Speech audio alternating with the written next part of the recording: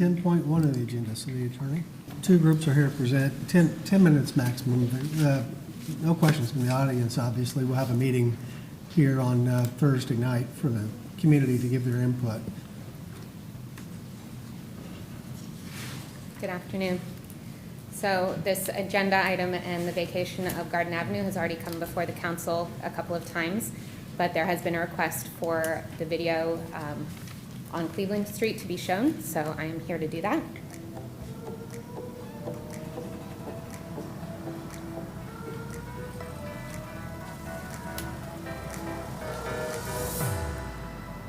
So that video and all of the other information on the 9 buildings that are already under renovation or restoration on Cleveland Street is available on the website, Cleveland Street Alliance.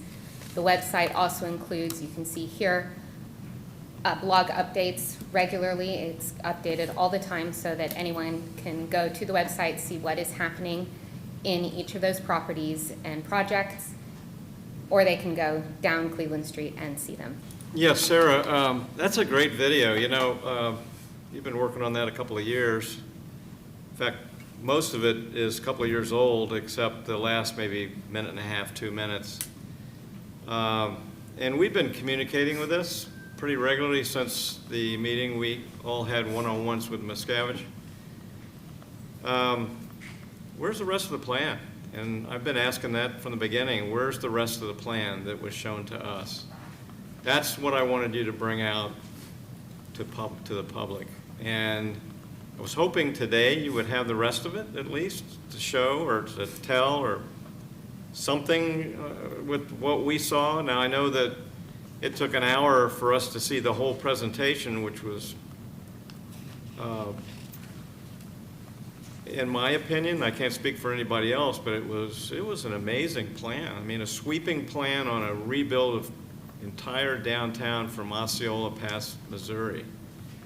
And the one thing that I asked the chairman was, bring it to the public. What you're showing me, bring to the public, because I can't explain that. I mean, you need to bring it to the public. And so now it's been, I gave a 30-day, last meeting I said, let's put it off 30 days to talk about the other plan that came in. And also, really, to give you a chance to get another 30 days to put more together to show us what you're really doing there. And I can tell you, I'm really disappointed. I have more to say, but I'm going to let everybody else chime in here. Councilman Teixeira. In some ways, I understand all the focus on these videos, right? Everybody's curious what's being discussed. You know, they want to see what we saw. But in other ways, I just don't understand the significance that's being put on the videos simply because I think of them as a visual aid, supplemental tool. It also can be, in a way, misrepresentation to be attached to this agenda item because this is just a vacation request. None of this is part of this agreement. And I'll give you an example. When we were looking at all the presentations for the development of the Bluff, the original presentation by Gotham was 2 towers, 600 apartments, and a very different design. But when pen came to paper, it was 1 tower, 400 apartments, and much simpler design. So to me, a video is just a visual aid unless it's, or a supplemental tool, but it is insignificant to the end result unless it's accompanied with a written agreement. So I just want to make sure that as I appreciate the video because I do want people to see what's being discussed. I am also disappointed that I didn't see the whole thing. But we are simply talking about selling the street, and this is just a visual aid.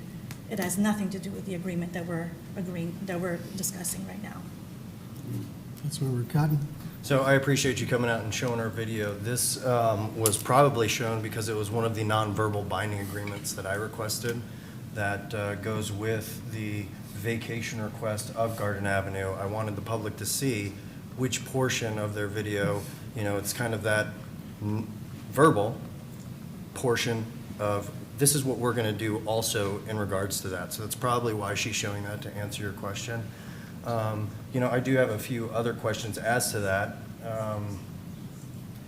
I think I would know the reason as to why you didn't show the entire 15 minutes of your video. Is there anything that you'd like to answer back to that before I ask another question?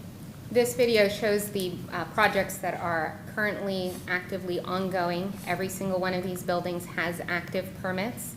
And so anyone who wants to see projects and what is happening, these are things that you can see are happening right now.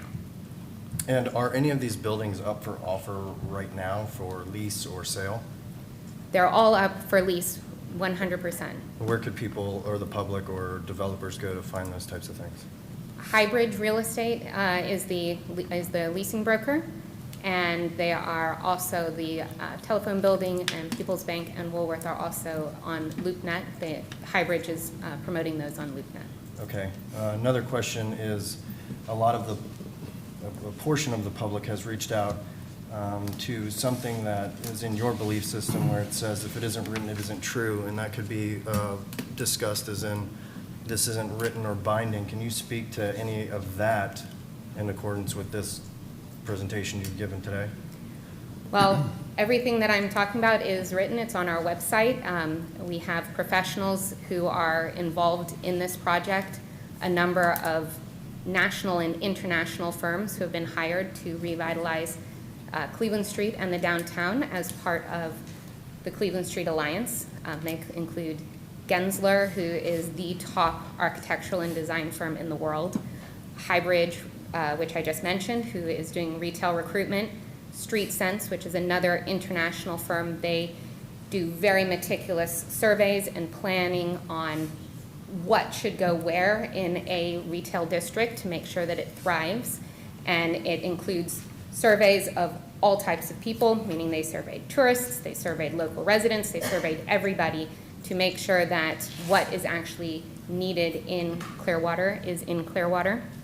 There's a national development firm, Fairmount Properties, that is also involved. Halfance and Pichet is a Tampa architect firm who did all of those designs. And Michael Halfance is an award-winning architect, and he is a professor at the University of South Florida on Florida architecture. So these are all the people who are involved in this project and are the ones that are, getting the tenants into these properties. I have one final question for you, and that goes into, being a second-generation native, knowing downtown as we have it, as we've seen it, as a lot of locals have seen it for decades, and that, quote-unquote, I'm sure you've heard of a ghost town or something like that. So why is the activation happening now, and why hasn't it happened previously, or what's changing that? Well, I mean, one thing that's changing now is we have all of these professionals assembled to be able to do this project. In the past, you had a number of different property owners who may or may not have had the resources that these properties needed.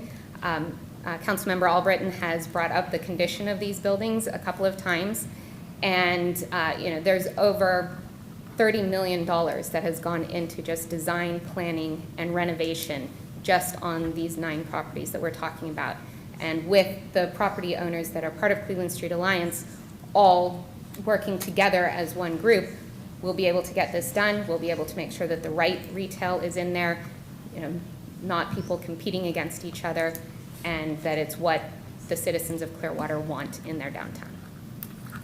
Well, as I said earlier, I appreciate you coming and showing this video, answering questions. I know I'm probably not the last question that you'll have, but for me, this is that verbal agreement portion that it's untangible. It's a video right now. I understand that, but this just shows that we have a worker for Scientology that is here before us showing a video that was at my request in good faith that is a verbal, non-binding portion of my agreement that goes along with the vacation of garden. I think this shows a good step forward in being transparent and these tough conversations that nobody really wants to have, right? Of one of the biggest organizations down here that you guys do. You did tell me that you own 200 properties. And I see this as an important step forward in trying to allow city staff to work with your staff to try and revitalize and make our downtown. And when it comes to the portion of the 15-minute video, I think I go back to what I've told other people, how I've responded on phone calls with people that have reservations about this, is that we get stuck on Garden Cleveland. The original meeting that all of us had was, We can get to all that. I really want to direct questions now, let the others ask their questions, and then we'll discuss the. I'm going to wrap up and after we're done. then just maybe take another minute. Yeah. So, as what I was going to say is, I've lost my thought, if I'm being honest with you, and it was right on the end, and then I probably would have had no further questions. So we'll finish with questions, and then I will probably remember what I wanted to say, but thank you very much for at least honoring my portion of the verbal commitments to what I've asked you guys to do. Councilmember Marino? Thank you, Mayor. Before I get into questions, I think it's important to thank you for being here. There's an appetite for healing in our community, and healing takes two parties willing, two parties to be held accountable. And what we've said for years is we need both parties to be in the sunshine, communicating transparently. And boy, wouldn't it be nice one day if the Church of Scientology showed up to City Hall and had open dialogue with the council, our citizens, and the leadership team?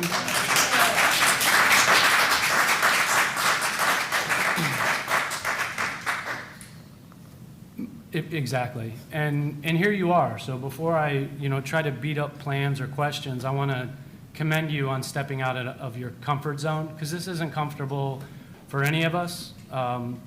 Conflict, as this is shown so often, is a conduit to change. And the community's been begging for it for years, for a change in relationships, a change in behaviors, and a change in how we do business in front of the public and bringing the public along. So I thank you for being here today. You are kind of in between a rock and a hard place when it's requested to show a video. So many want to see that grand video, but where I come from in thinking of this is if you showed that whole video and you made any changes to that plan, fingers would be pointed at you and said, liar, you did it again, you misguided us, you misled us, that's not what you showed us, that's not. So for you to show us the video that the council member requested, all, what was that, 7 minutes long?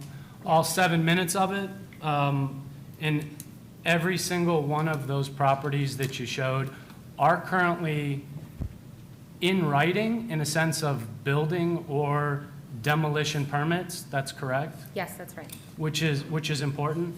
The community's been asking a lot of things over the years. Come in the sunshine, and you're doing it. The community asked, please tear down Tequila's, it's ugly on the corner. Somebody made that request, and within a week, it was torn down. The community asked, please, let's move forward with development of vacant, empty properties.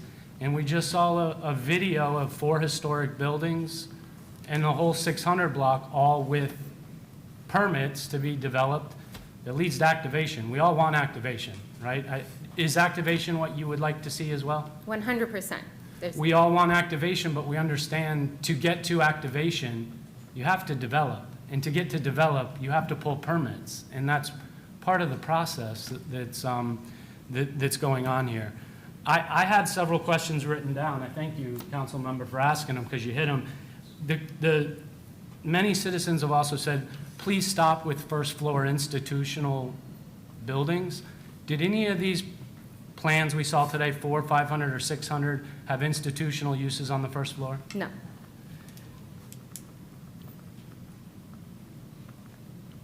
My question was regarding the Cleveland Street Alliance, and who is it? Is it just the Church of Scientology? Is it non-Scientologists? I think you kind of discussed that. I appreciate that. I don't have too many. I do wish that you had a picture, we could put something up of the actual plans of South Garden. Do you have those with you on what we are discussing today? Yes, we have a copy of the rendering. Thank you. One of my last questions, sir, can you please tell us, do you need this road, and why do you need this road to develop what's in front of us? Absolutely. The hall could not be built without this road. I appreciate you stepping out of a comfort zone. The citizens appreciate the way, and they should appreciate the way, not only this council and the leadership team has truly held both sides accountable, and we do that in the light, and we do that in City Hall, and no longer behind a secrecy and a veil of secrecy. And I appreciate you being willing to step in that direction and bringing the public along with it. These renderings and videos confirm what my opinion, and I've told you this, Sarah. The Church of Scientology builds beautiful buildings, stunning, top of the line. My concern is what goes in it. If you go down Cleveland Street, there's, I think it's like 9 to 11 beautiful pastel-colored Disney-like buildings, but they're all nonprofits and empty 90% of the time. So that's my concern. It's not what you're building, because I can see what you're building. What you have built and what you will build will always be beautiful. It's what goes inside is what concerns me.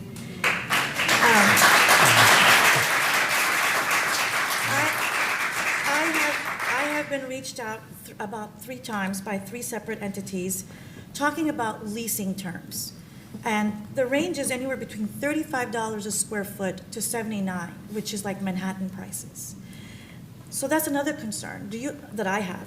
Do you know if the leasing terms is going to be, I don't know, how can I say this, rational? $79 a square foot for Cleveland Street? I don't know where that $79 a square foot for Cleveland Street has come from. It will be market rate. Scott Dobbins, who's from Highbridge, is here. If you have specific questions on the leasing, I can have him come up. But it will be market rate, and it will be retail, restaurants, offices, and open to everybody in the community. And my last question is, you say that you need this road for this project. Are you saying that if you don't get this road, the project will be canceled? We do absolutely need this road for the project. So if you don't get this road, it will be canceled or just modified? It cannot be modified.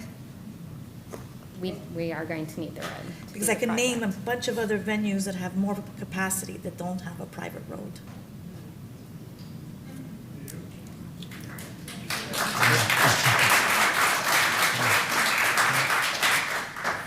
I appreciate the applause, folks. I'm really not trying, but it does slow us down a bit. So just be mindful of that as we go along. So, because I have some questions too.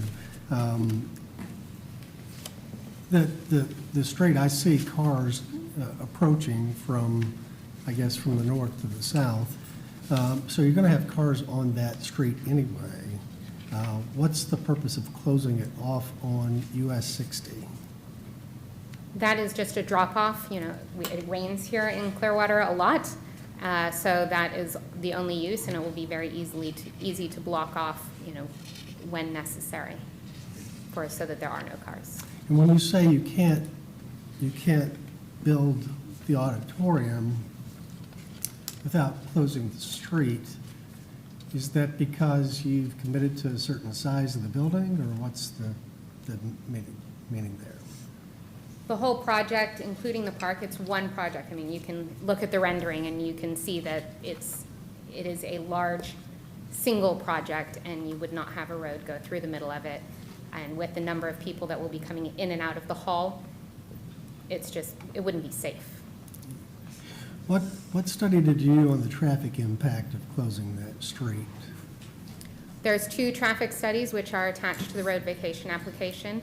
Both of those show that the road is rarely used, and in fact, the few people who do use the road, there's a significant number of crashes turning onto Court Street, considering the number of people who do use the road. So it's actually a safety, it improves the safety of the community by closing the road as well. Okay. Those were studies we did, or you submitted those? Or? Yes, they were submitted as part of the vacation application. Okay. And how much property does Scientology and its members own in downtown Clearwater now? I couldn't give you a specific number. There's definitely a significant portion, especially along Cleveland Street, which is part of the Cleveland Street Alliance. So would it be possible to put your auditorium on one of these other parcels that you own in downtown Clearwater and not close this street? No. It's part of our campus, and that is the location that the hall will be going.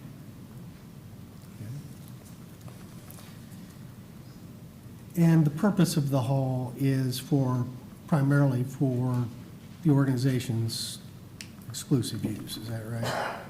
It is for our large international events, seminars, banquets, and we do them routinely throughout the year. And then, as I said, it will also be open to charitable and community groups.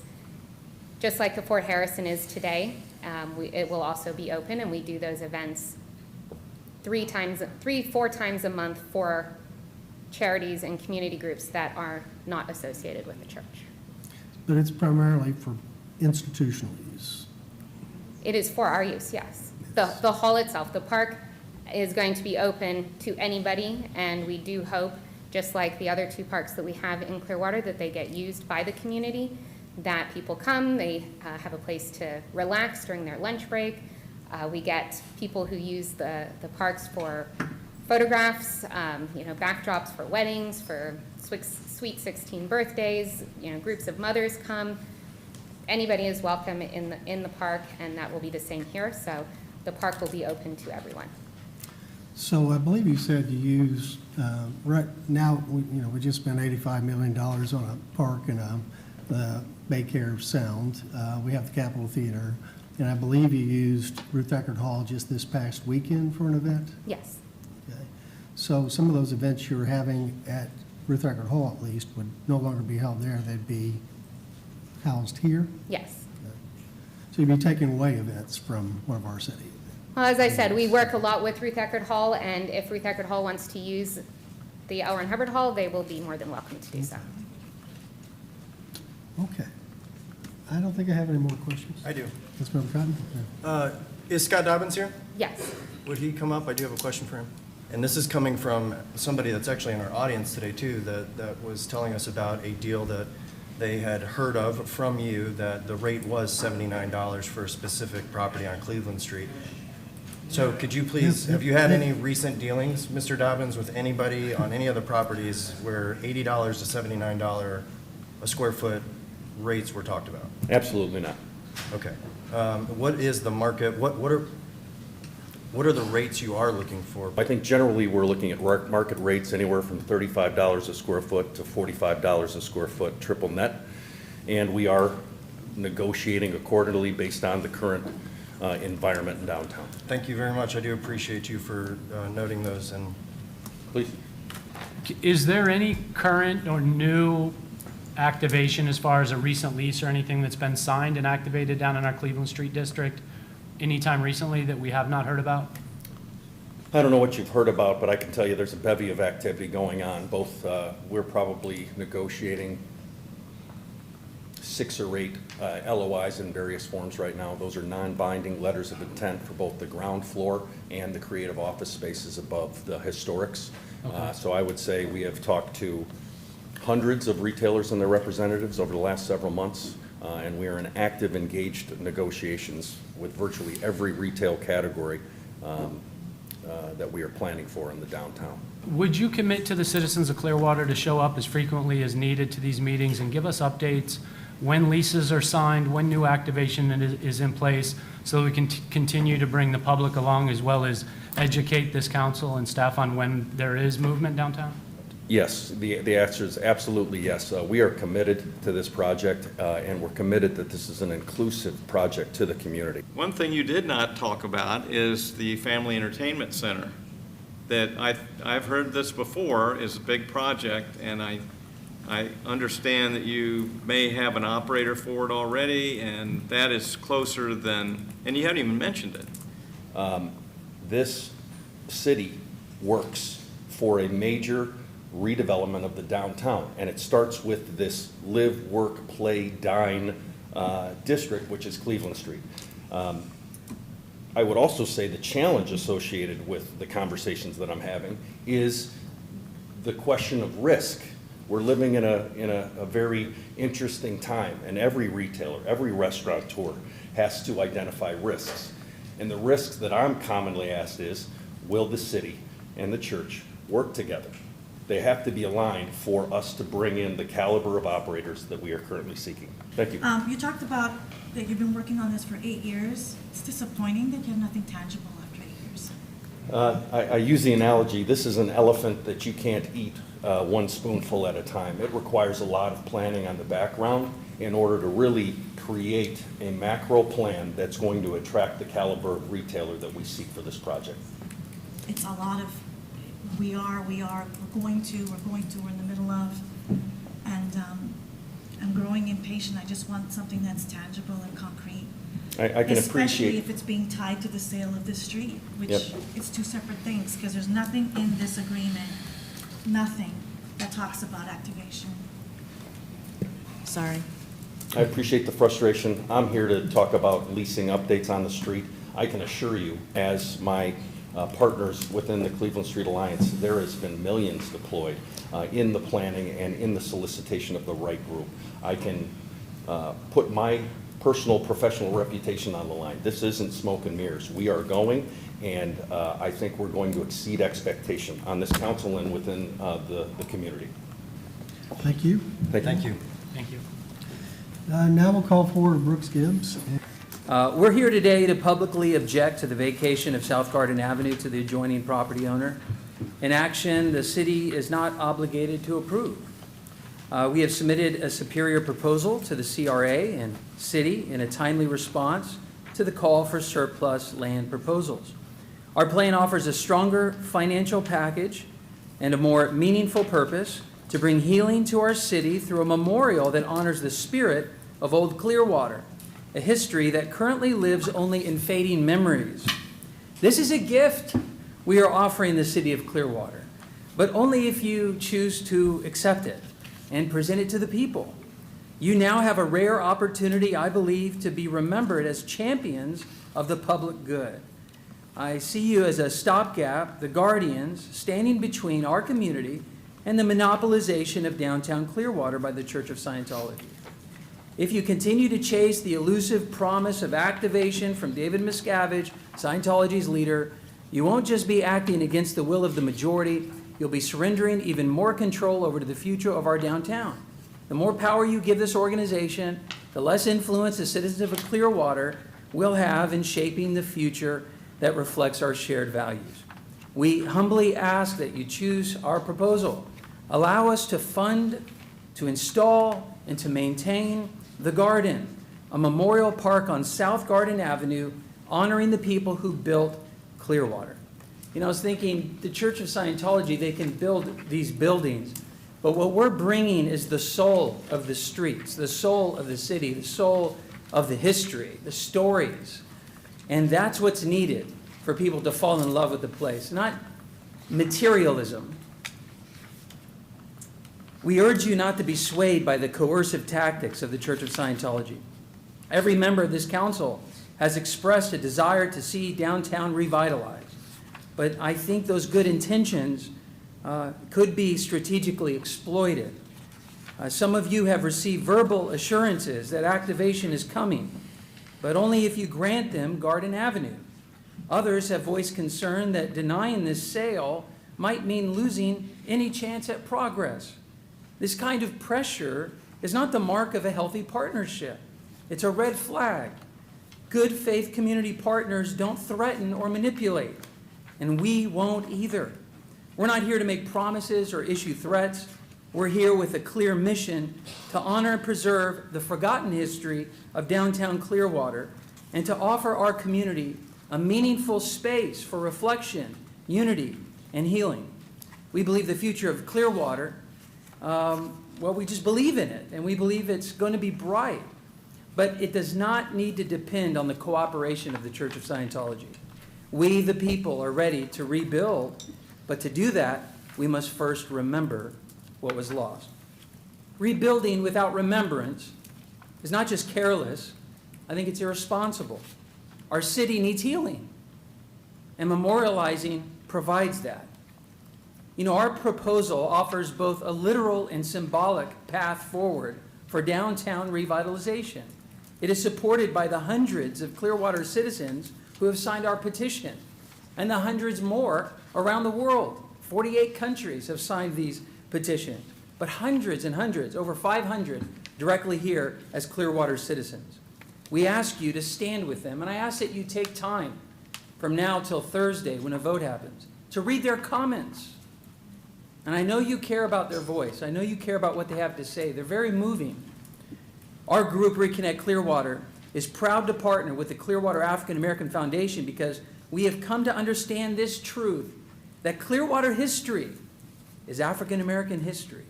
And with that, I'd like to introduce Ms. Barbara Sori Love, President of the Clearwater African American Foundation. Thank you, Mayor and council members, for the opportunity to speak today. The land that we are on right now, and most of downtown Clearwater, was originally owned by just one man, James Stevens. Mr. Stevens is often referred to as the father of Clearwater. He originally received 160 acres of land from the U.S. government in 1842 for cultivation after the Seminole Wars. The Seminoles were an interracial alliance made up of native tribes, free black people, and enslaved Africans who had escaped slavery and found refuge in Florida. Mr. Stevens later sold his land to John S. Taylor, now known as the father of Pinellas County. And what was the price of all this land? Just one enslaved African woman. Mr. Taylor traded his black cook for most of what is now downtown Clearwater. Some say South Garden Avenue has no connection to black history, but they're not looking far enough back. Black history here predates the city itself. This history is thoroughly documented in numerous Tampa Bay Times articles and preserved in the archives of the Clearwater Historical Society. That unnamed African woman paid for this land with her life. When Mr. Taylor turned this land into a large citrus grove, it was African American slaves who worked the land and picked the fruit. After emancipation, this was a land of opportunity for many African American families who settled here and built their sustaining communities: Clearwater Heights, North Greenwood, and the Garden on Garden Avenue. Together with white business owners, African Americans were the labor force that built downtown Clearwater. For example, it was African Americans who constructed the Fort Harrison Hotel, cleaned the rooms, laundered the sheets, and transported guests to and from the train station and the beach. During segregation, we were self-sustaining and established our own grocery stores, barbershops, and restaurants, all on Garden Avenue. This history will be forgotten unless we preserve it. Garden Avenue is the ideal place for this preservation. We're not claiming that South Garden Avenue was the center of African American life. We're asking that African American life be honored in the center of our city on South Garden Avenue.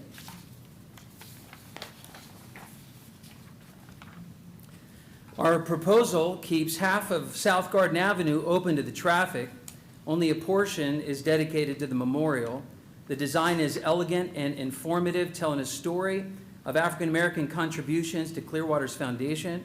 This is just a beginning. You know, we envision a mile-long history walk, like memory lane, that starts right there on Garden Avenue and continues throughout the city with QR code technology, augmented reality, oral history captured in multimedia format from people that are still alive today that can remember what it was like watching the parade go down Cleveland Street and then recreating that with visual technology.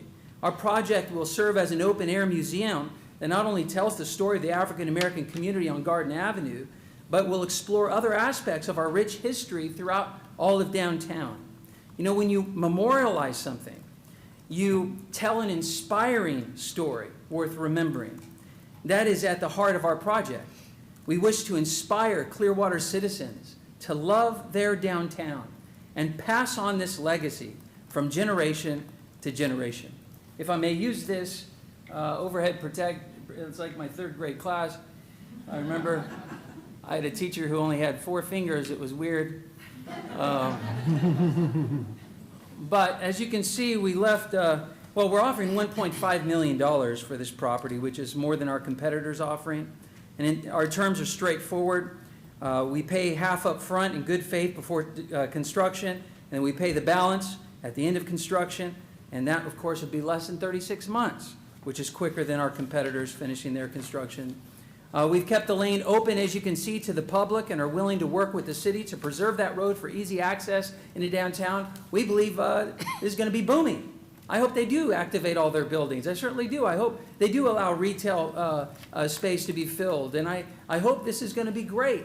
But we need to memorialize that which was lost and enjoy as we build forward and move forward. And if that's true, that we're going to have more people down here, let's keep this road open. Some have feared that we might purchase this land and then turn around and sell it. I've actually heard that speculation. This is not our intent, which is why we have provided in the proposal the city with the first right of refusal to purchase the land back from us. Finally, if the city prefers to retain ownership of the land and lease it to us through a public-private partnership, we fully support that approach. We agree that keeping the land under the city control is in the best interest of the community. Under that arrangement, we would still remain committed to building and maintaining a park at no cost to the city. Finally, we believe that the garden at South Garden Avenue is the best use of this land that you have declared as surplus and put up for sale. In just a few years from now, we believe you will look back and say, this is how we were able to bring healing to our city and build a new downtown that united our citizens.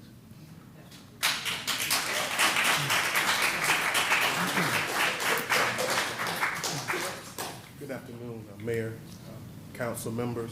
How are you on time? The word healing continues to keep coming up, that side and this side.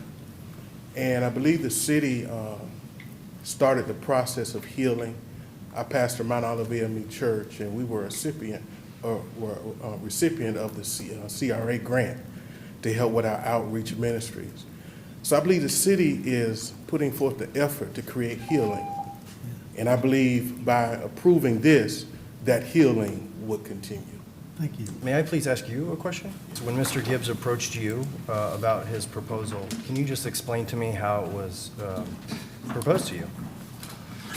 Remember the African-American community, the persons who were part of building downtown Clearwater have been forgotten. And I believe the proposal is a way, again, to continue that process of healing between the city and the African-American community. I believe it's well recorded, the tension between the African-American community and the city. Again, I believe the city is trying to repair that, and I just believe this proposal will go a long way into repairing that relationship. Yeah, and I'm not trying to put you under the gun, Mr. Williams. I just want to know exactly how it was proposed to you from your standpoint and If I've recollection. manipulated you in any way to be a part of this project. I'm asking Mr. Williams, not you. Is what I'm asking, Mr. Williams. I'm asking Mr. Williams, not Mr. I Gibbs. appreciate, And let me tell you why I'm asking you this, and I will ask you very blatantly, because I did speak to Mr. Gibbs, Pastor Childs, of which, with anybody can go back and view our time here, we used to have this as the Mac Dixon Save the Garden proposal, which, let's go down history lane. Mr. Williams, thank you very much, and I was not trying to put you under the gun. Here's where this starts, is that your wife emailed me back on March 14th with no proposal of a garden and coming at this from a strictly don't sell to Scientology proposal. And that's fine. That is well within anyone's rights. We have multiple motivations to be involved. I'll speak, and then Okay. I'll let you time to respond back. Sure. Because when I met with you and your group, you countless times interrupted me, which is very rude, and I don't My know, apologies. and you're a very kind person, so I don't know where that comes from. So I'll finish my thought, and then you can give me a retort. So going back to this, we started March 13th when your wife originally reached out to me, and we had a good back and forth. I think it was healthy dialogue. Moving forward to that, we had a CRA meeting in which Ms. Sori Love was at, not there related to anything with Scientology, but she did hear about that. I believe it was the April 3rd CRA meeting of when that happened. And then shortly after that, at our next meeting, we had the proposal of the Mac Dixon Memorial Garden. And that was, I believe, Ms. Sori Love probably got with you all, and you tried to unite and bring together a coalition to get a remembrance. I received notification from the city manager in my next follow-up that the African-American community was upset with the city because the African-American community was not reached out to, that they thought that it was our proposal, and they were upset, and rightly so, that the city hadn't reached out to see if it was in the right place, to see if it fit the narrative or the guidelines of what they want. You have since gone back and rectified the name and spoke to Pastor Childs and the whole 9 yards. The reason I asked you, Mr. Williams, again, was not to put you under any pressure, but when I spoke to Pastor Childs just last week, he was not aware that there was going to be Reverend Raymond that would be a part of this memorial park. Mr. Gibbs, is Reverend Raymond African-American? I think you're asking about I asked you the a specific founder question, of sir. Calvary Baptist, and I've already, I thought, sufficiently answered that objection, and certainly to the satisfaction of Pastor Childs. This is non-issue. But there are two projects. We have the Garden Avenue dedicated to African Americans, and then we have a mile-long walkway that connects to it that goes where Calvary was, where you went to high school downtown. So yes, the story of other people that are not African American are told throughout downtown Clearwater because it's our city. Which I'm glad you brought that up, because again, when I had to go, because I like to speak on facts, not emotion, and when I went to the Clearwater Historical Society to make sure that I was aware of where the African-American community was, their neighborhoods were on North Garden Avenue, not in the specific proposal of where it's at now. And I even went furthermore, as into, I believe, a few African-Americans lived a few yards south, more towards Lake Avenue in the Morton Plant area, that type of area, to which I was affirmed by the Historical Society that my recollection was correct. Here's my biggest thing with this, and I'm sure everybody in the room can see where their narrative's going, and it boils my blood, and I don't know your heart. I only know what you're telling me and what people have been told, and that's going to be between you and the good Lord above, and much wise, where I come from is between me and God. But here's where I come from in looking over the historical timeline of how things are developing. It would seem to me, especially after talking to Pastor Childs, that the African-American community is being used as a means to an end. And it boils my blood to think that that might be appropriate or happening. So I want you to know that through the reason I'm asking questions and seeing certain things is because it seems like, go to the Garden's website and watch the first video. I've told you this in your meeting with your team. It doesn't seem like an African-American championship video. It seems like a backwards compliment sandwich in I Hate Scientology. It is anti-Scientology, followed by African-American community, followed by more, we don't like Scientology. I can't tell you when you started this, and we can go back and watch the recording about the revival and the healing that we need. How many times you mentioned Scientology negatively before we even went into the African-American community? So again, I'm going to say my piece, you can say your piece, Thank and you. our hearts will be known by the good Lord above. But if that comes to fruition, that they are being used as a means to an end, that's just terrible. Thank you, Ryan. I know we serve the same God. You know, Psalm 139, it ends by saying, search me, try me, show me if there's any wicked way in me, and lead me in the way of everlasting. That is the passage that I pray constantly. The other passage that Jesus said was, he who has ears to hear, let him hear what the Spirit is saying, and that has guided me through this whole process. And I was listening. It was Barbara Story Love's testimony on March 17th, right here in front of the dais, that inspired the idea. I did not come up with this African-American cause. She spoke it. She reminded everyone that the garden community used to be here. And so I said, you know what? Okay, God, I'll put that in my heart as well. Other people were complaining about Scientology. I put that in my heart as well. I put it all together, and one of my gifts, Ryan, I think as you've seen, is that I can assemble things, I can clearly present the vision, and I seem to be a good servant in that capacity for this moment. And I've tried to put together the best proposal we could in the short amount of time. As far as the miscommunication with the African-American community, there's another verse that says, he who hastens with his feet sins, or in a multitude of words, sin is not lacking. And both things were true. Number one, we had to quickly put in a proposal. We couldn't speak to all constituents. And I had to share what the proposal was, which is a multitude of words. I made mistakes and I misspoke, and I will, and you will too. But what matters is my reputation. And if you ask the people, anyone who had something against me, I went straight, face to face. I apologize if I did anything wrong. They understood my intent and my heart. They helped clarify things that I was unaware, and we improved the proposal, and thank you for giving us an extension to do that. So as far as I can tell, we have great amount of support. Pastor Childs and many pastors from his ministerial alliance have signed a letter of endorsement. We have also letter endorsements for other people, plus all the petitions, so I digress. Yeah, with that, we're just gonna let, okay, so with that, I would also like to ask you, did you at any point in time in your meeting with the African-American community tell them that they would get this to be voted on specifically? That It's this would be its unintelligible. own vote, that Can this. you try to start over? Did you at any point in time, when meeting with the African-American community, Pastor Childs and his group, or any member here, tell them that this would be brought to a formal vote? I have no idea how the process works. The question is, did I tell them that this would be brought to a formal vote? I told them we have the right as citizens to put in an alternative proposal. We have a land use attorney who's trying to guide us to work with the city manager and council members to understand the process. It's a learning curve for all of us, including some of you. So I didn't make any guarantees that this would be voted for.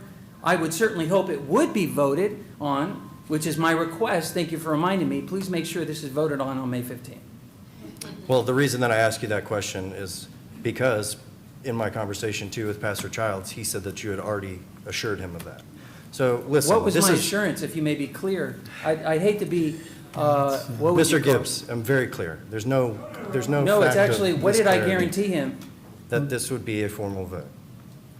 So here's the problem. It could be a misinterpretation of what he said. Is what I'm saying is that my conversations with them, it seems like there's still a lot of unanswered things that are happening. And again, I'm going to leave it at this and we can move on. I don't know your heart.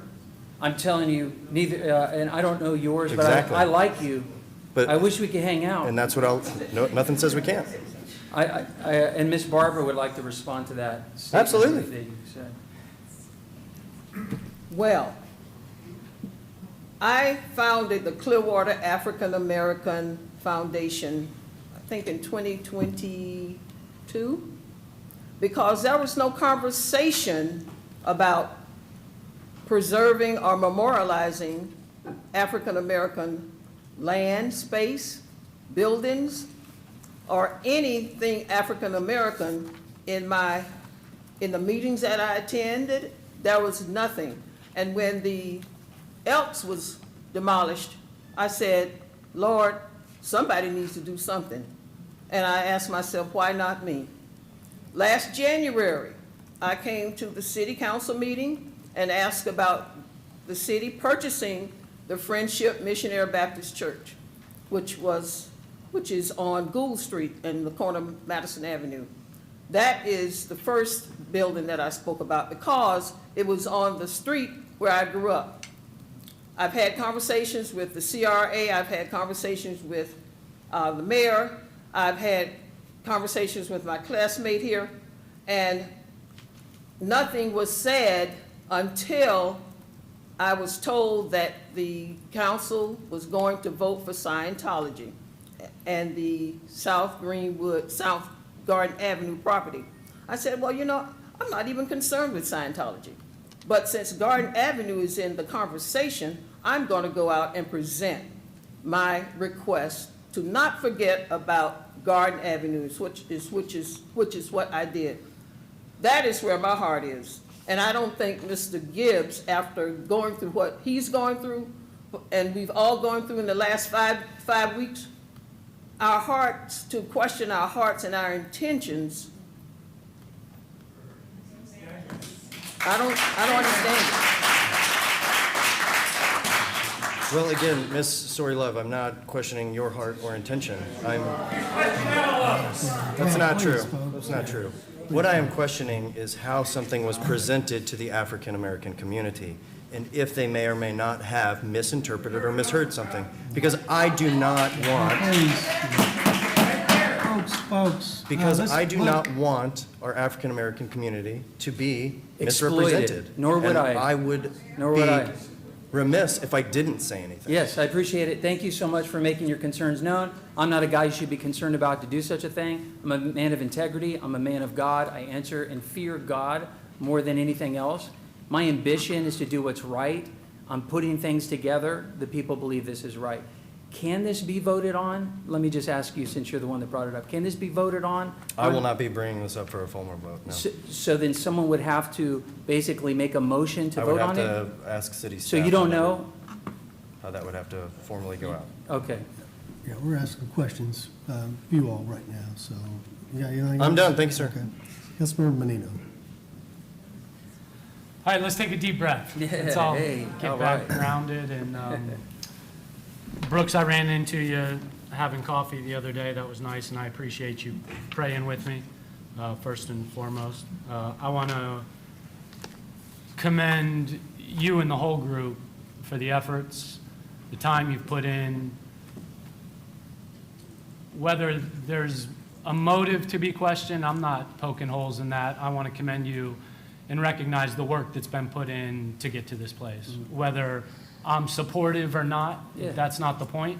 I want to acknowledge the work you Thank put you. in, and I know it's been a team effort. Yes. And I know it's been a passionate team effort. So thank you for that, first and foremost, because your passion is in Clearwater, and regardless of what the project is, it's what we're all trying to do is find a way to heal our city.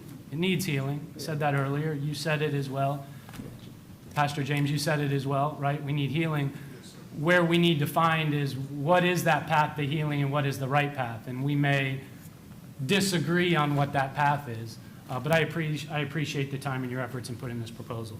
Can you help me in a couple questions, if you don't mind? And it's not to trip you up. You're far smarter gentleman for me to trip up right now. Can you tell me what is Reconnect Clearwater? Is it a legal entity? Is it a 501c3, just so I have an idea? Reconnect Clearwater was established for this particular project and will live on. Just like any time you build anything, there's an LLC that's created for the project. Same thing with a nonprofit entity. Now, we are registered with the state. We're also registered with the city. We had to register Reconnect Clearwater to do business with you guys. We're under temporarily a fiscal sponsor, which is what people in our situation do. When you start a new nonprofit, you have to wait a certain amount of months before you're actually getting approval from the federal level and the state level for your 501c3 nonprofit status. So we are under the umbrella of another nonprofit in the meantime. But we are moving forward and establishing board of directors, et cetera. Would you to be a prepare. legal, I'm sorry, are you done? I am. I don't mean to Brooks step and on your Dunn, go words. for it. Yeah. Will you be a legal entity Well, we are right by now. Thursday? We are a legal entity right now. Okay. Regarding what the council member was saying, because I was a part of some of those communications as well, and if you don't mind, I'm not going to use my own words, I'm going to use, because what I don't want and what we don't need as a community is to set a narrative that our city is divided racially, or that we are trying to create some sort of division in our community, that there's already a bit of friction, understandably so, because of the history of bodies in cemeteries. And I hope that that's a whole different issue, and I hope as a community, we can find a way to heal through that. But what was said is regarding this plan was that Reconnect Clearwater has no prior relationship with our community, yet they're now reportedly attempting to bribe the African-American community by, I'm just reading this, just let me finish. Do you mind if I, Please and I'm not do. trying to offend you or No, anyone man. else, I mean, again. please do. By asking for official support for their proposal in exchange for getting support from multiple millionaires to help fund other projects in North Greenwood and beyond. Is that, Can you tell me who said that? I don't necessarily think that's Well, if you important, say- I'm just asking. If you say, if you read her quote, Folks, please let the council member ask questions and let them respond. Reconnect, yeah. so are you waiting for me? I mean, you can answer it or you're not, Yeah, I'm just asking. Lena Morrison, is that who said it? Lena Morrison. Yes. Yeah. Okay, so there's going to be people who refuse to talk to me, refuse to have a conversation with me, refuse to ask questions, make up things, hear things via hearsay. You know, I've taught social skills to kids for 25 years. My PhD is in social psychology. I teach third graders that you do not just believe something, a rumor, you have to go to the source. And if you have a problem with someone, you go directly to them. Also, I talk a lot about not getting offended, you know, to give people the benefit of the doubt and let all your behavior be governed by the golden rule. It has been heartbreaking to me to see the dysfunctional behavior of grown-ups when it comes to information they know nothing about, and they're happy to slander and spread rumors. This is certainly one of them. No, sir, I've never bribed Gotcha. millions of That's fair. dollars to So advertise. I will answer because it was quite a scandalous accusation. I have not bribed anyone, certainly not, nor would I or could I. I don't have millions. I'm a thousandaire. I'm not a millionaire. And so I don't bribe people to somehow endorse this. That's, and I thank you for that. All I was looking for, and I knew you would give it to me, was your honesty, and I Yeah. appreciate that. Thank you. So you are familiar with that email that Ms. Morrison sent? Yes. Would you, or Ms. Barbara Sori-Love would probably speak to it, would you disagree with her historical facts that she identifies in here regarding Yeah, the African-American communities and the history? You know, I appreciate her sending that hate mail, because in that email was information that I did not have, and it's good information. So, I agree with the information she sent where they had the directories attached. I don't know if you have that information in there. Yes, The ma'am. directories of the businesses. Yes, ma'am. It was a good email as far as that is concerned, but for her to send it in the tone that she sent was uncalled for. I got you. And I don't even know her. I've never met her. I've never met her either, and I can't speak to her tone. I just wanted to see if we were, because when we're identifying an African-American history or the history of downtown, I think it's important that while we're reimagining it, that's one thing, we can't rewrite it. Well, now, here's a Right? very important thing to answer your question to me, and then I also included her at your suggestion. It was this. The land we're on right now was traded for one slave. The year was 1842. All right, Clearwater, I mean, that's $1 billion now worth, 160 acres at $6.5 million per acre. That's $1 billion trade for an African-American life. So people like this, this madam who came and shared her opinions, she was going to 1950, she was going to 1932 was her earliest history example. But you have to go back to even 1842, and you realize all this land was the land of the African Americans. Now, I don't want to be divided. In fact, the story, if you read the proposal, and I know you do your homework, dude, you are quite We've the met reader. several times. You are We've very good. discussed it Yeah, at you're a length. good student. And you know that the proposal was not about division. I'm a peacemaker. Blessed are the peacemakers, for they shall be called children of God. Peacemaking, that means the African Americans and the white-owned businesses work together to be the workforce that built what we call downtown Clearwater. That's the story of unity, and it allows to show the diversity, but working towards a common goal. I got you. I appreciate you. I think it's important to know that even our African-American community is split on support in this. Am I correct in saying that? It's probably I fair? found that if they receive funds from the Church of Scientology, they really do not like our particular proposal. Okay. That's been my experience. Urban Leadership Coalition, are they supportive of this project? Some people would not meet with me. I tried to reach So- out to everyone. No? Clearwater Colored Cemetery Society, are they in The sup- 3C Society, Ms. Diane? Well, Yeah. I'm the communications person for the Yeah. 3C Society. Yes, ma'am. I'm the communications persons for the 3C Society. So you could speak on behalf. I can speak on behalf of the 3C Society. And if Would I'm Ms. not, Diane agree with that? yes, she would. Okay. She'll be here on Thursday to Right. speak on our Good. behalf. Fair Mr. Gibbs, Jill Gibbs, Kelly, we sat down with Miss Diane, Miss Petriva, Miss Lois, and Pastor Childs, and we ironed out the disagreement. We moved forward with forgiveness and love, and we have received their blessings to move forward. The coalition, they will not meet with you. I have not had an opportunity to meet with them. I welcome the opportunity I got you. to meet with them. However, their conversation, and they're doing good things in North Greenwood, but my concern was there's North Greenwood, there's the Clearwater Heights, and there's Garden Avenue. Garden Avenue was not even getting any conversation until I stepped to the lectern on, which day was that? March 17th, and mentioned, let's not forget Garden Avenue in the discussion because of his historic presence. Councilmember Menino and Yes, ma'am. Council, thank you. I do have one piece of additional information from the Clearwater Urban Coalition, not from them, but I had reached out to them. I have an email on that morning of Thursday, April 3rd. This is what I said.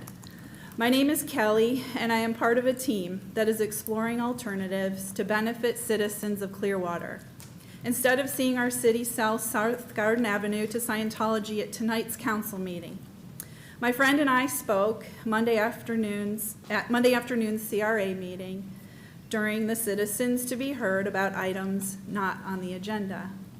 I believe that Gloria Campbell attended that meeting and heard us share our thoughts about the city's upcoming vote. I would love to connect with Gloria this morning, if at all possible, and also with Barbara Sorilov. I listened to her comments from the March 17th council meeting about South Garden Avenue.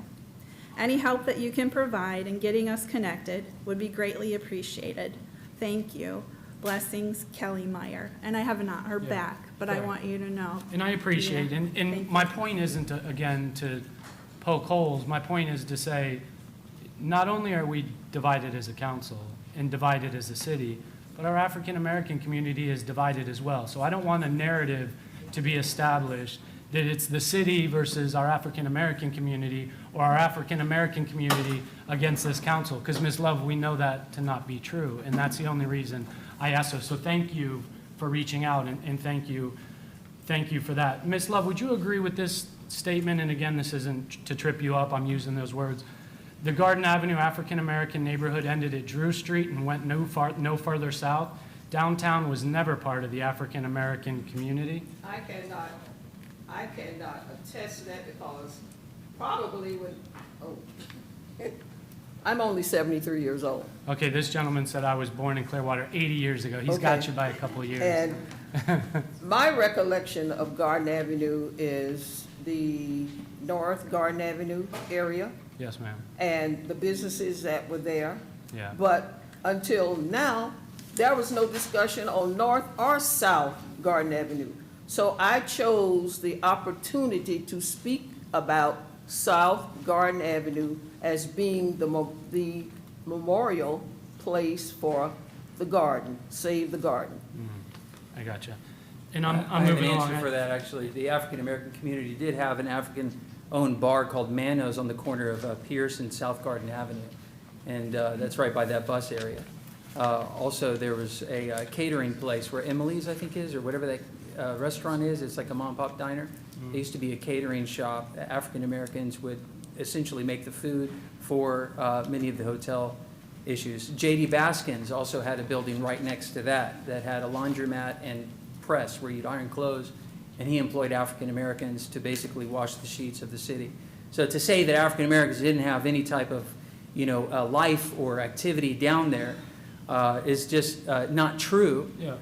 And I think it's irrelevant, honestly. The argument is moot because we're trying to put that story in the center of the city, which is so great because so many people pass that every single day. And if there is an auditorium that they certainly could build right there, they had renderings of it in 2017 with a road going. It wasn't a problem when they had it built in renderings then.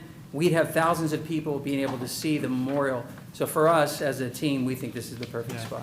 And I appreciate that. And the reason I ask is because it seems like the goalposts keep getting moved a little bit with this proposal. Originally, we were so passionate and gung-ho on a Mac Dixon Memorial Garden. Yeah, may I respond Was to it- that? I mean, you brought that up No, twice. it's not a question, Oh, I'm just okay. making a statement, because that's We originally how. have corrected that, and you keep bringing it up. It is now Save the Garden.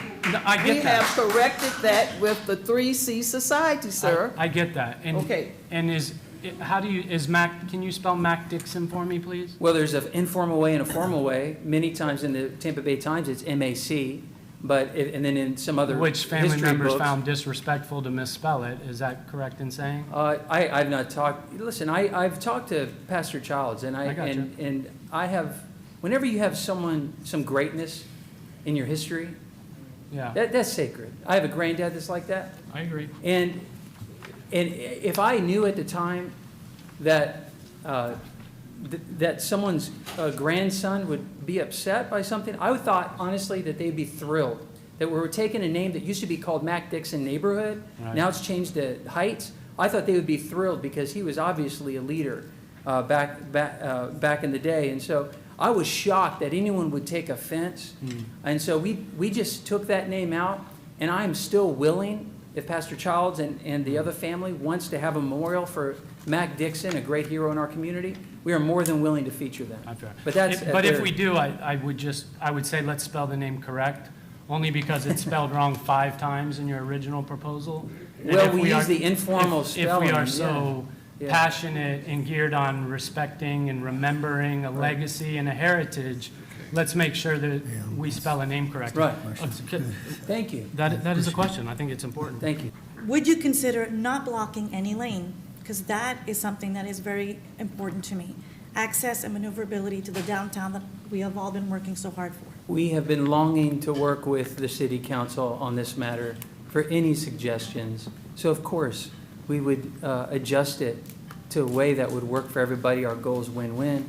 And so if you're saying you need a south exit, or, instead of just a one-way north towards Franklin, you need a south lane as well to Court Street, and you could explain that, the wisdom of that, we submit to superior logic. So yes, we're team players, and you're willing there's to- something we could do. We could be creative. And you're willing to lease instead of purchase. I think that would be in the best interest of the community to actually have this city maintain ownership. I don't think you should be selling the street. But if you are going to, then we would like to make a proposal to purchase it. It was my request that, a non-binding verbal request, that they show the Cleveland Street downtown as a portion of the larger 15-minute video that was not produced 8 years prior, but it is a newer video that has been done by Scientology, in order to say that, the city can make its taxpayer, I think that I have to give staff, first off, great recognition in what I believe is an ironclad sales contract. We have provisions that that protect taxpayers, that require the timely completion of a building, that will also then add to the tax rolls and going forward. So in that 15-minute video, as Councilmember Albritton has alluded to, there was, a fantastic family center, and then there was even a residential portion and component of their video. I see this, what we've done, as leverage. Hey, you came here as Scientology. People cheered that Scientology stood here, a representative from the church, to clap that they're in the sunshine, trying to move forward. And I think that is a good thing, because it's what we all want, because I think everybody believes or thinks that they're a secretive organization, that things have been done behind closed doors, and that's what's led to the stagnation for decades. And here we can see the change of that happening. They've been on a radio show. They've been here in the public at the podium to explain to you what they plan on doing. And as I even asked, if it's written, if it isn't written, it isn't true, type of a thing, which we have answered by Scientology representative. So I believe that the video shows their intent. They've told our intent, and I think we've got to also step back. The video that we all saw when we met with David Miscavige, and we had the city manager there and their staff members, originally they were asking for 3 properties, right? They were asking for Garden, they were asking for the fire station, and for the Osceola lot, the CMA lot, that's a parking lot now. So I am no developer, right? I mean, I just have to take information in, do some homework and get into it. But from an aspect of trying to stay engaged, I would see the trade-offs happening. Activate downtown with Garden Avenue. And then if they want the fire station, well, we're not even going to talk about the fire station until we see the active, vibrant downtown that we want. But if you got that going, sure, you're showing that you're being a good neighbor, as was said on a recent podcast. And I think that's what can happen, is I think you can see that activation if they're being a good neighbor and coming to the table and allowing staff to then move forward with the next phase. And that next phase could be the staple that is to draw people into Cleveland or to get the family center going. For what? What does the next deal look like? So that's why I don't think, for me specifically, I did not need the whole 15, I'm estimating, minute video. I was looking specifically for Cleveland Street. I think that Scott Dobbins and everybody else has pointed out, Vice Mayor, you said that you're disappointed that we haven't seen anything in 8 years, and I completely agree, right? Like, decades have gone by where there's stagnation and things aren't happening, and I think that that's a frustration that we all share, every Clearwater Floridian, right? But I do believe that they gave an active answer to that, and it comes with assimilation, right? And trying to assemble all of these buildings.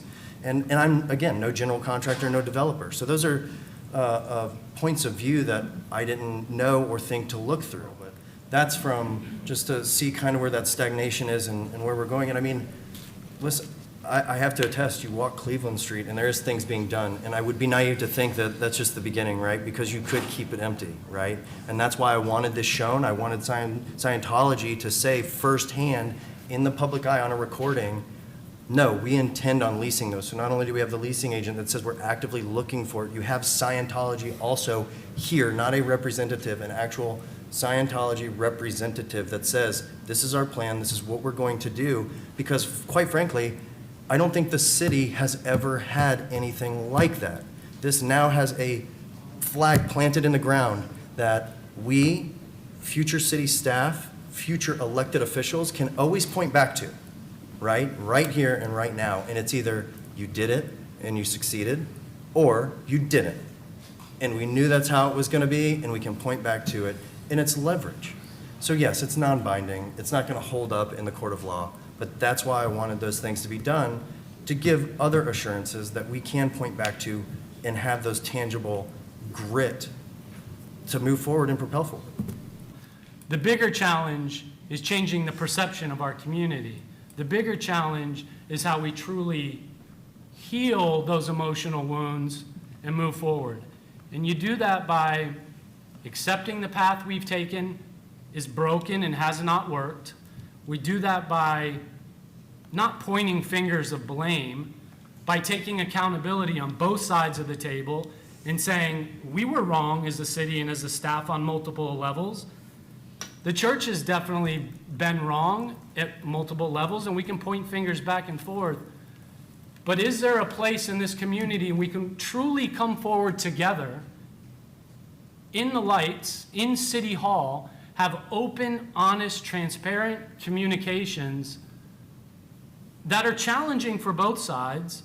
I mean, for the first time, we had the governmental relations and community affairs director of the Church of Scientology in your City Hall that we've been begging for how many years? We've been begging for it, and now it's here. Those are steps forward that we need in this healing process. So development, activation, and healing, it's a process. I wish there was an easy button. I wish we could push that red button up here and have activation and leases and everything be alive. That's not realistic. This is a business deal. We are a government body. Agreements should be in writing. If it's not in writing, it is not true. That I agree. So as a representative of Clearwater citizens, it is my obligation to try as much as I can to get the best deal for our citizens. And so I understand the need for the video in terms of let's show everyone what's being discussed. It's only fair. What I don't agree with is the significance placed on that video in terms of the end result. And I'm not going to go through history, but let's just go through the history that we've all been here present.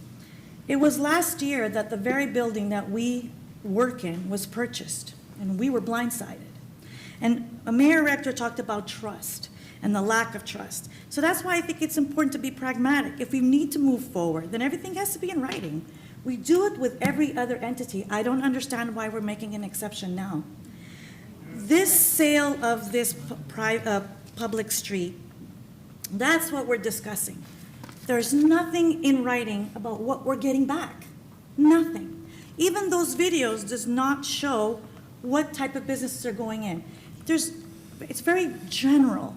And what have we seen about the assemblage? The assemblage is 11 nonprofits in a row, beautiful pastel colors. So it all comes down to this, and in my opinion. I truly believe that all of us are here because we care. We're all here because we want to be part of the solution to improve our city. We want to be part of that team. So are we going to be the council that has repeated the same mistakes since 1984, where we vacate property with promises, or are we going to be the city leadership, the city council, that brokered or negotiated a tough but fair deal where the citizens of Clearwater, in writing, get something back? We did not put the street for sale. We didn't. We have 3 things that the Church of Scientology wants. Never are we talking about what we want. We want activation, and we want it in writing. Everybody agrees. So unless it's in written form, it doesn't exist. So what will be our legacy? Being the oldest on council is like, you got positives and you got negatives on this. Negatives are I've been around long enough to see this whole thing happen because I've been here all my life. And the last 20 years, I've been really putting a lot of effort in trying to get downtown vibrant again, because I can remember it as a child, and I know some people get tired of me saying that, but I can remember as a child being proud of Clearwater over St. Pete and Tampa because we had a vibrant downtown. We had movie theaters, bakeries, we had everything. You wanted to see people you knew, you went downtown because they were all there. So I wrote some thoughts down, and I'm going to read them because I want to make sure I get everything that I wanted to say. So, as I mentioned before, I've spent over 2 decades working to enhance the vibrancy in our downtown. This has been a challenging task, largely because Scientology has established its headquarters in Clearwater. Despite having ample time to show a true commitment to activating its downtown properties for the benefit of residents and visitors, Scientology has consistently fallen short. For the past 50 years, Scientology has shown little genuine interest in contributing to the vibrancy of our downtown until it presented its grand plan to the council during one-on-one meetings held nearly 3 months ago now. This ambitious initiative extends from Osceola Avenue to Missouri Avenue along Cleveland Street. It aims to address several questions, including why Scientology has acquired so much property in and around the downtown core. The answer lies in its development plan using parcel assemblage and intending to attract targeted merchants and restaurants along Cleveland Street for the benefit of both residents and its parishioners. My only request of Scientology was that they make their grand plan public. So after the whole thing was said and done, I just said I have one request. The public's got to know about this, because if I go out, I'm excited, I love the plan, and I try to sell it to the public, they're going to wonder what I'm talking about. So anyway, it has been almost 3 months since our initial meeting, and my patience is running thin. My eagerness to initiate an active downtown may have clouded my judgment regarding trust in Scientology's plan. However, I find it difficult to trust them to execute this plan when they won't even share the complete plan openly. Moreover, my stance on the sale of the public street has shifted as I reflected on what was promised compared to what was actually has been revealed. Thursday night, I will vote against the sale of Garden Avenue and adopting ordinance 9812-25.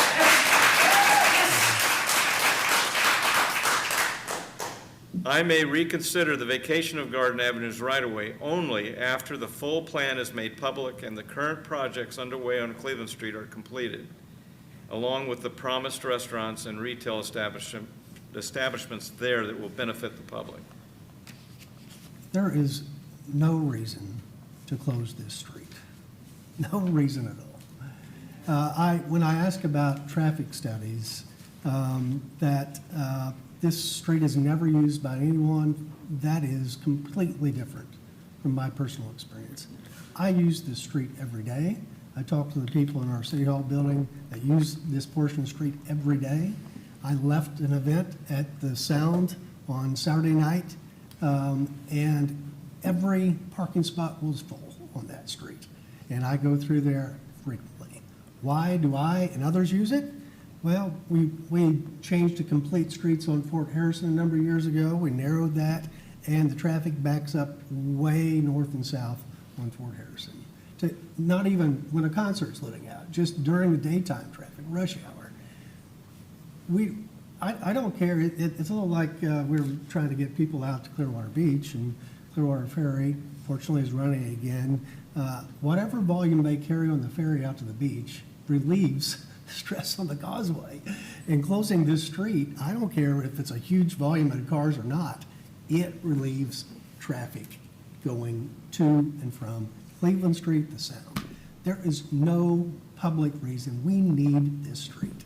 And particularly in a downtown where we don't have enough streets north and south going in and out. So, I was willing to consider it if there had been some plan. I don't know what the alternative plan is to get traffic coming and going there, but I have not heard anything. And to kind of piggyback on what Councilmember Albritton said, their presentation today was the most underwhelming presentation I've seen. It had nothing to do with closing Garden Avenue. It had to do with other things, and I appreciate that a council member asked them to present on that. But I wanted to hear about why are you asking us to close this street? And the only thing I can understand from what was presented today and what's been presented so far is because they want to build a bigger building and a bigger auditorium, I guess. They want a bigger footprint. Well, folks, I don't remember what the exact number of parcels is that they have purchased over the last 7 to 10 years, but I think they've grown their footprint enough in downtown Clearwater. And closing this street just so they can build a bigger complex on US 60, the gateway to Clearwater Beach, that makes no sense to me at all.